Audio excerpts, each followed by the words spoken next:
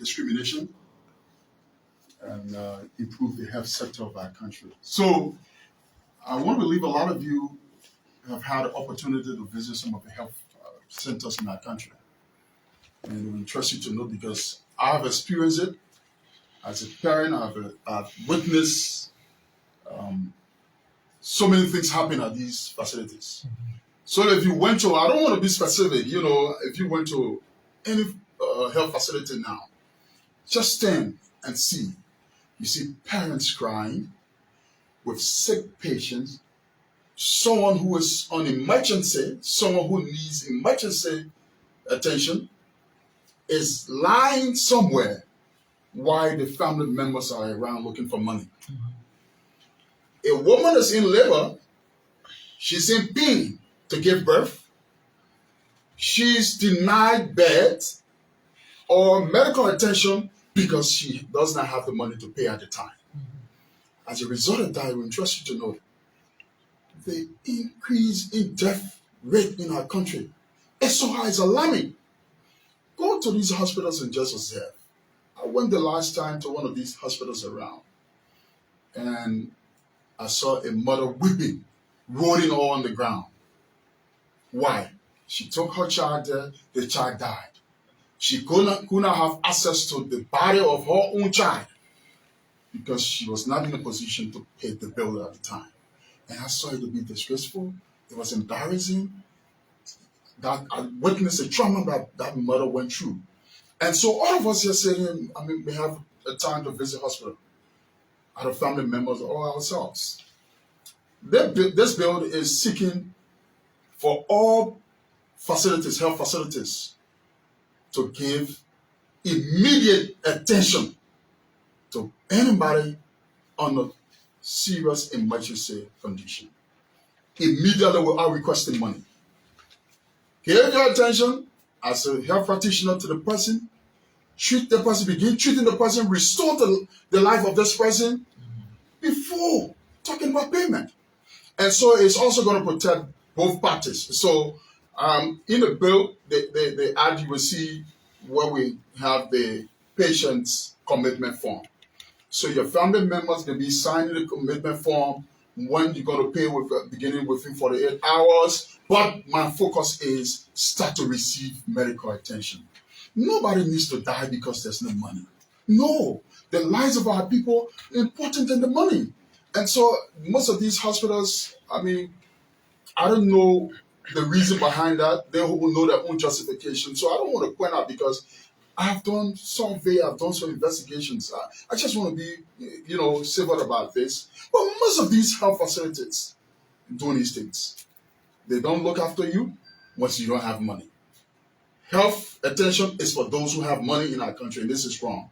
And so that's why I'm asking, our colleagues to sign up to this so we can begin to, repeal the current health law and just provide, safety for our people, reduce the high rate, that we have in death at these facilities. Go there once you're on an emergency condition, receive attention.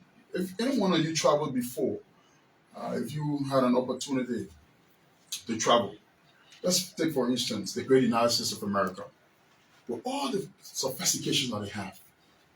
You go to America, any hospital, the first thing is they want to know what's happening to you and how they can resolve it, how they can stabilize your condition before they even give you bill. What magic are they performing? We can do the same here. And so that's just it. Give the people the attention that they need. You cannot have somebody who's in labor. Do you know that some of the women give birth outside of hospitals? Maybe you don't. You need to do some surveys, check around. Yeah. The kid, you know why? Because they were taking in no money. Why? Why should you embarrass the lady like that? Children died because they were taken to the hospital, no money, so they could not be given attention. So they died on arrival or in the car.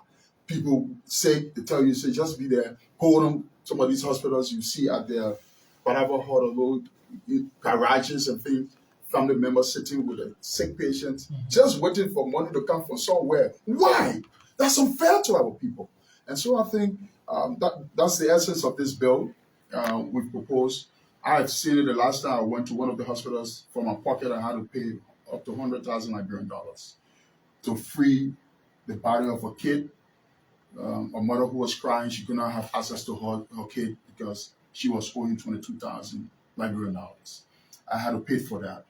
I saw another father who was crying because his child was sick and the child was in the keke and they called him all over, making calls for mobile money to come before the hospital could give attention to the kid. I think that was not necessary. I think it was unfair to those people. But sir, I want to agree with you. During the 53rd legislature, one of the former lawmakers raised the issue of Gabriel Buchanan Smith.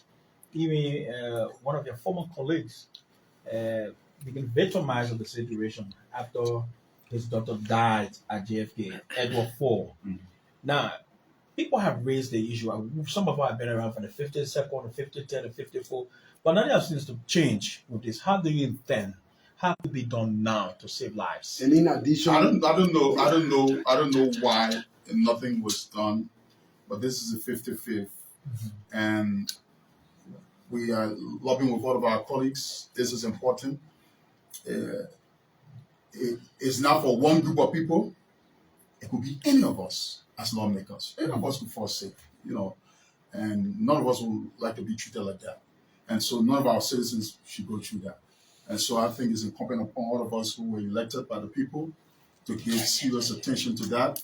And so I believe strongly that my colleagues who signed up to this, they're going to give their support, and in no time will be sent to the Senate for concurrence. I believe it's going to be passed in no time. The executive is excuse me, Jonah, please. Just a minute, Jonah. Do you think the issue of implementation will be focused? Because these are one of the weaknesses of our government when it comes to the implementation of laws. Well, I don't know if I read that too well. However, if you talk about the executive, implementation of the executive, I think once the law is passed, it's for us to ensure that it's enforced. It's executed properly by the executive, and so that's why we are here. That's why we're elected, to perform our oversight. Randall, please. And so, my name is Ronald Josh, and I'm from Hot FM 107.9.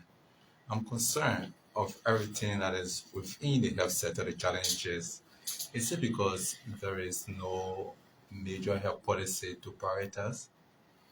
No, I think if you look at the health law, it's a good law. That's why we're not calling for cancellation of the entire health law, the revised edition of 2022. No. So it's just that portion that we want to repeal, make the amendment.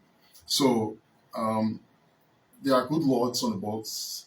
I think I'll just talk about the implementation, the enforceability of these laws, enforcement, how like someone probably was asking, the executive can enforce the law. So for me, I think there are good laws. This one is important, and for me, trust me, it's close to my heart because I've seen a lot. I know my mother died many years ago because at the time I was in Bomi County, and my mother was taken to one of these hospitals. Look at the distance from Bomi to be able to afford the bill. I cannot blame anyone. That was her time to die. She's dead. I'm not blaming anyone for that.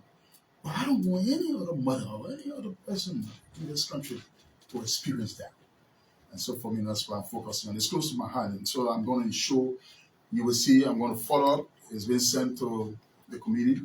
And in 2 weeks, they're going to report. I'm going to ensure that leadership continues to follow up with this one and make the appropriate decisions to be sent to the Senate. I can assure you that we'll follow up to the end. So Freedom FM, Gerald. So my name is Gerard Morris. I report for Freedom FM in Monrovia. Honorable Dahn, one would say your bill is a good one. But why you guys can cut some of your huge salaries and benefits and put that money aside for adult health or education? Well, okay, I would like you to tell me how much you know that I make here. That you consider huge. I wanted to be on the microphone. Let's talk about it. Yeah. What like, you know that like the 45,000 cars every 3 years. Okay. So this is the irony about this whole conversation, and I don't want my interview to go that route. But this is the irony of this whole conversation.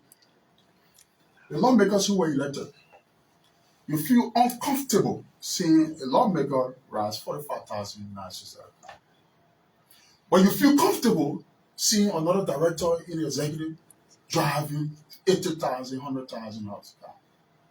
You feel comfortable seeing somebody, a director from in the executive, taking away 5,000 worth of gasoline. But the lawmakers who were elected, who have a lot to do, you feel uncomfortable seeing them take away 3,000 gasoline. When you talk these things, talk about it holistically. Let it be national approach. This is unfair, and I tell you, we bear the most burden. You are the lawmakers, you can curb the situation. Say that? You are the lawmakers of the people, you can curb the situation. Yeah, how? That's what I want to know. Because the only thing that comes to my every time that lawmakers make a lot of money and make a lot of benefit. Do you know how much you make here? That's why I'm asking you. I want you to say it to know if you really understand how much you make. Then we start a conversation. Because you know you are not informed. Most of you people are not aware. I hear a lot of information, so I'm putting you on the spot to tell me how much we make.